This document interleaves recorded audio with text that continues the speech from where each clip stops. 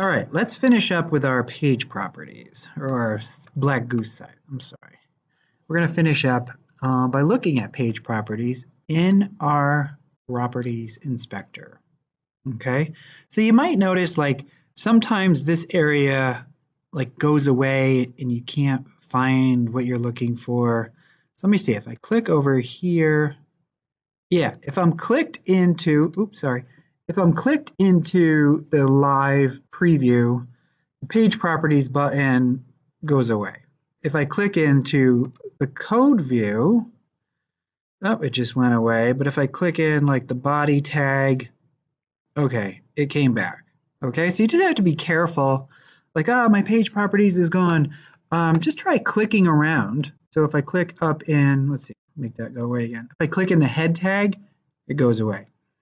If I click in the live preview, stuff comes back, but I don't have page properties. If I, excuse me, if I click in the body tag, it's back. Okay, so actually, let's see. If I change live view, oops, I don't want split screen, design view, does anything, what's going on? It's kind of the same. If I click in live view, yeah. Okay, so you just have to be careful where you clicked in, and you can see how kind of yucky live view looks, or design view. Sorry, I'm going to switch that back to live view. All right, so let's click on that button and kind of look at what's here. So there's two types of appearance. There's appearance CSS, appearance HTML, link CSS, and heading CSS. The ones that say CSS are the only ones we want to deal with in here.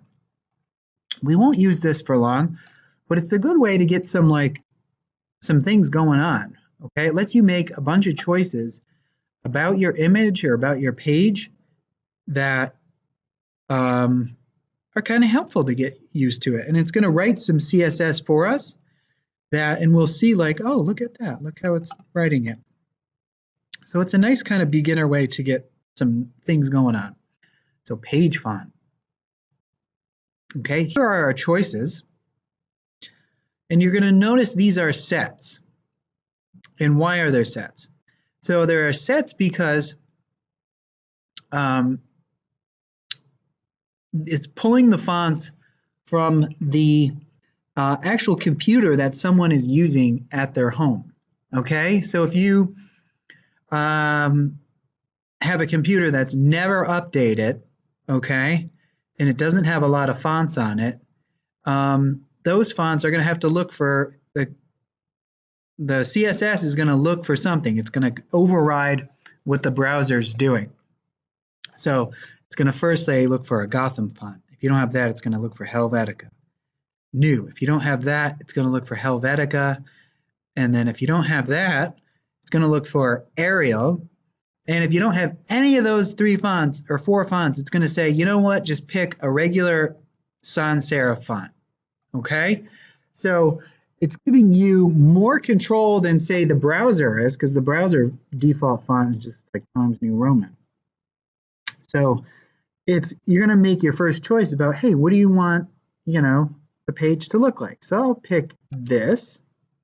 I'll pick that Gotham Helvetica. I could even font style. I'll just go normal.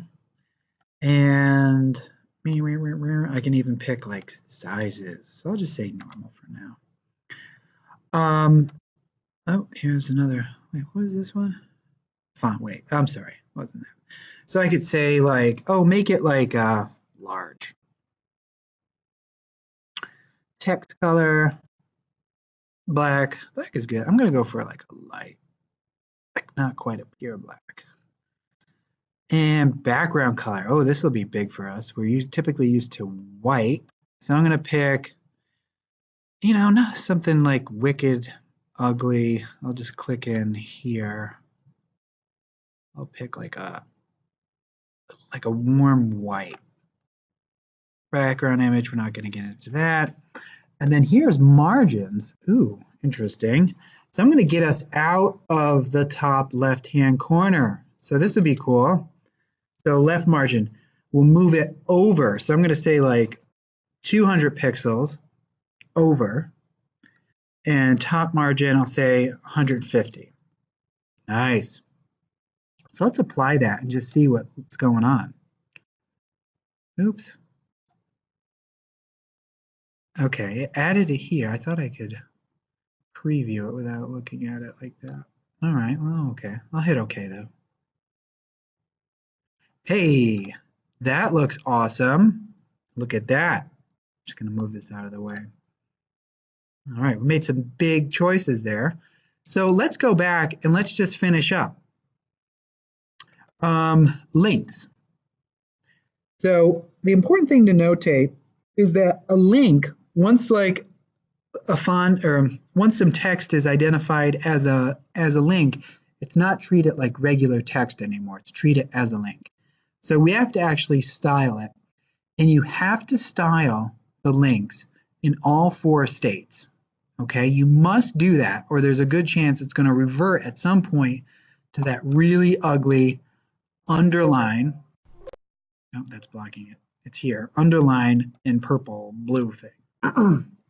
So I can change the font.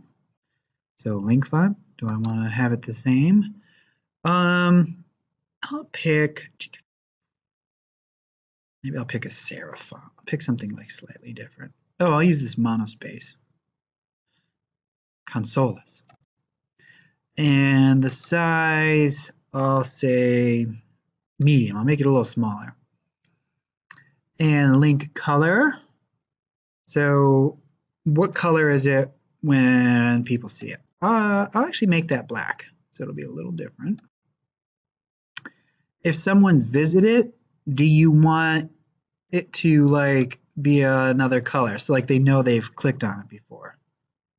Nah, I don't. I'm gonna leave it black. Rollover. If someone rolls over it, do you want it to change color? Now that would be cool. That would give us like a little bit of interactivity. So yeah, let's make it do that.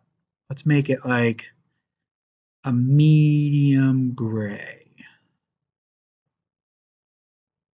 And then active, like as someone is about to click on it. No, I just want that black. And then do I want it underlined? No, I don't. Never underline. And then the last thing I can do here is my headings. So I have my headings there, my H1. Do I want that to be the same font? Do I want the heading 3s to be anything different? So I could make more choices here. So heading. Do you want your heading font to be anything? I'm actually okay with how they are. So I'm going to hit OK. So let's look at what happened. Ooh, that's nice. Okay, that looks pretty good. So let's look at the CSS. Like, let's look at what's going on in here. All right, I'm actually going to make this just code. Okay, so you should know from the reading a little bit what CSS looks like, but here we are, okay? So the body is this right here. So this just wrote a rule that said anything in the body tag, okay, have the font family be Gotham, the font style is normal, font weight normal, font size large, and color is this, 2, 3, okay? So that is a hexadecimal color. And we'll switch that later to using RGBA, but for right now, this is what we want.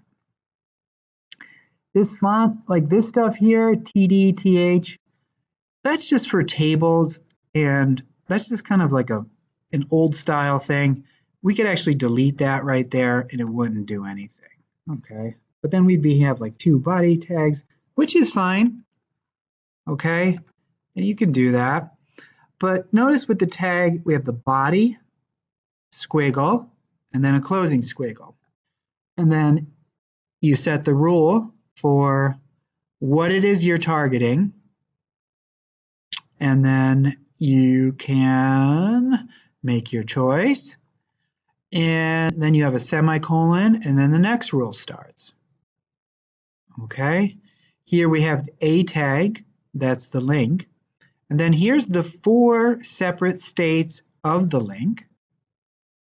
And you should notice that this is all wrapped in a style tag. All right. And did we do any margins? Here we did our margins, our color. And you should notice there's 2 things that deal with color. Color by itself is the text. Background color is the actual color of the page. Okay, so we just did our first little simple page, and we can preview this in the web using the page properties. Okay, now for consistency, what you would do for the most part is you would copy this and move it to the next 2 pages. But for you guys, you should go ahead and open up page properties on this page and go ahead and try it again. Okay, go through all the things that we just went through and just try making some choices and getting used to it. Okay, so there we are with our introduction to Dreamweaver. We built a simple page, simple website, I should say, and we went ahead and made some links, and we went ahead and looked at page properties, and we saw the beginnings of some CSS. Okay, we will continue looking closer at CSS on the next site that we make.